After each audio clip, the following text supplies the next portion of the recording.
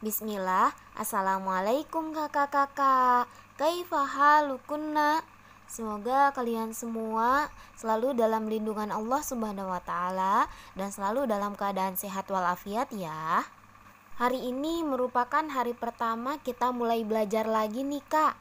Setelah kemarin kita libur dan sekarang kita memasuki semester 2, kita akan belajar kembali tentang Al-Qur'an dan hadis.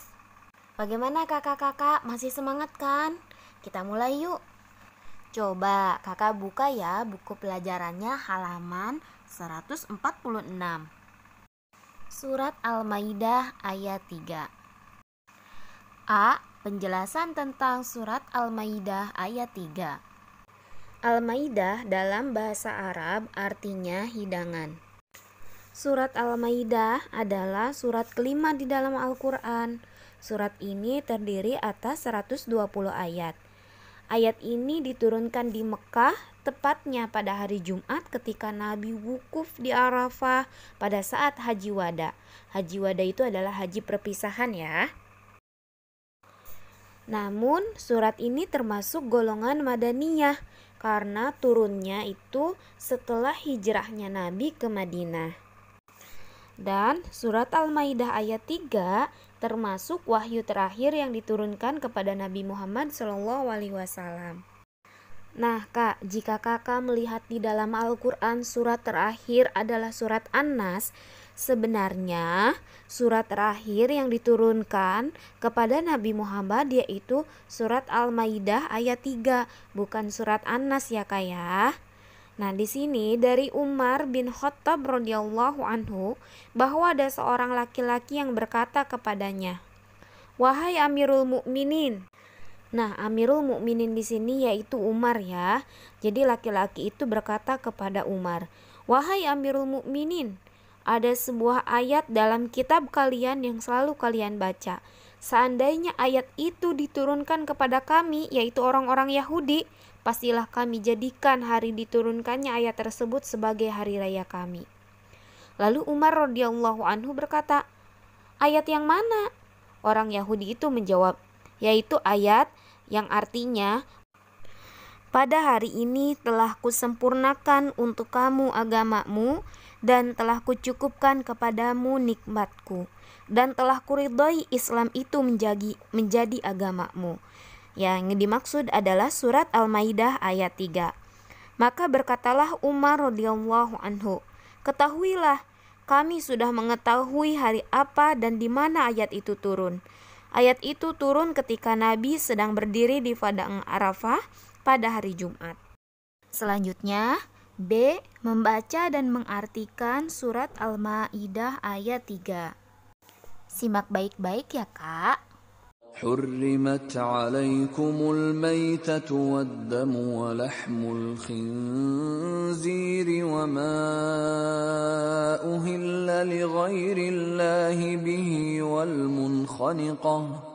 والمنخنقة والموقوذة والمتردية والنطيحة وما أكل السبع إلا ما ذكيتم وما ذبح على النصب وأن تستقسموا بالأزلام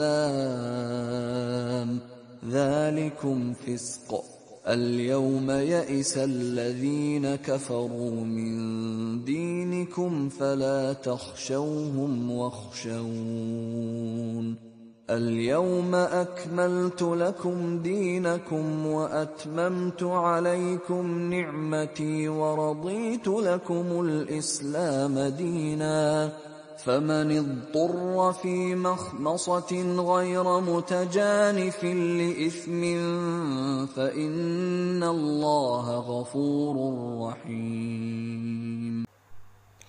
Artinya, diharamkan bagimu memakan bangkai, darah, daging babi, atau daging hewan yang disembelih atas nama selain Allah, yang tercekik, yang terpukul, yang jatuh, yang ditanduk, dan yang diterkam binatang buas, kecuali yang kamu sempat menyembelihnya.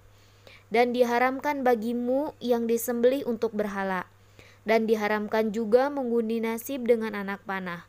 Mengundi nasib dengan anak panah itu adalah kefasikan. Pada hari ini, orang-orang kafir telah putus asa untuk mengalahkan agamamu. Sebab itu, janganlah kamu takut kepada mereka dan takutlah kepadaku.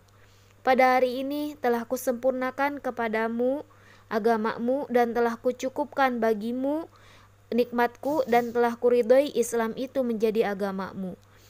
Maka barang siapa yang terpaksa karena kelaparan tanpa sengaja berbuat dosa, sesungguhnya Allah Maha Pengampun lagi Maha Penyayang.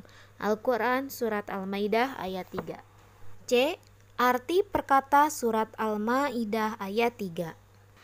Al-Maitatu.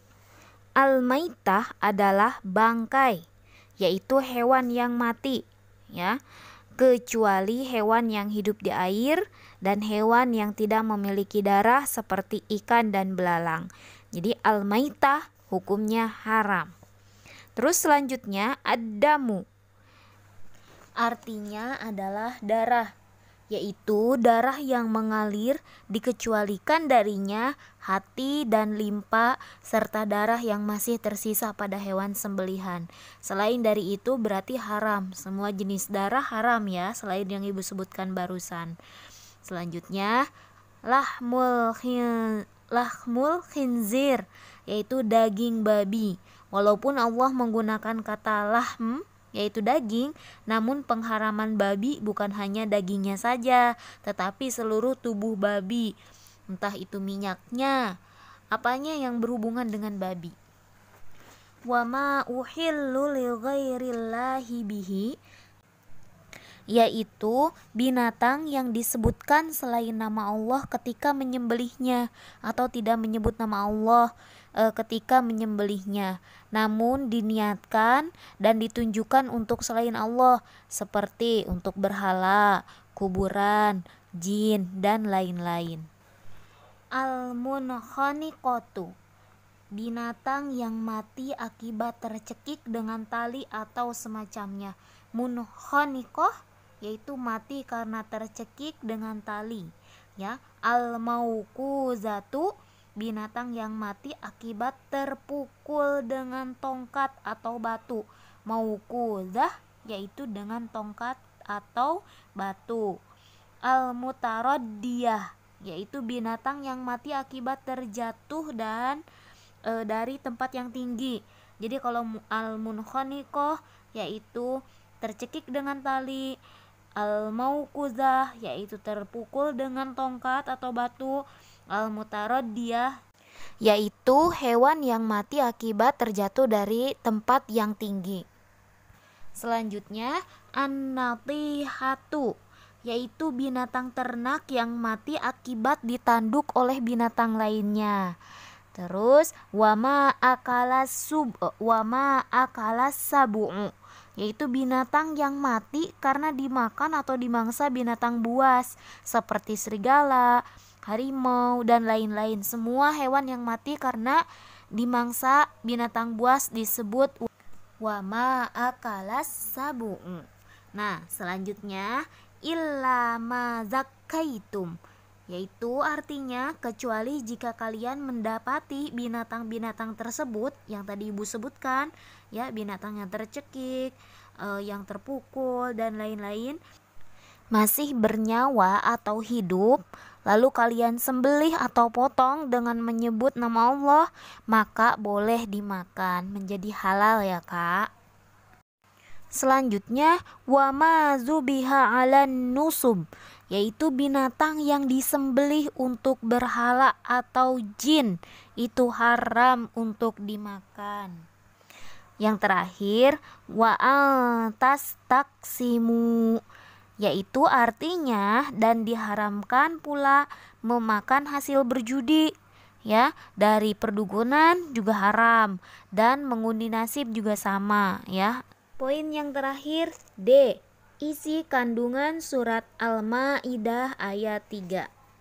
Isi kandungan surat Al-Maidah ayat 3 yang pertama adalah agama Islam menjunjung tinggi kesehatan bagi pemeluknya, yaitu dengan mengharamkan segala sesuatu yang dapat membahayakan kesehatan dan menganjurkan hal-hal yang menyehatkan tubuh.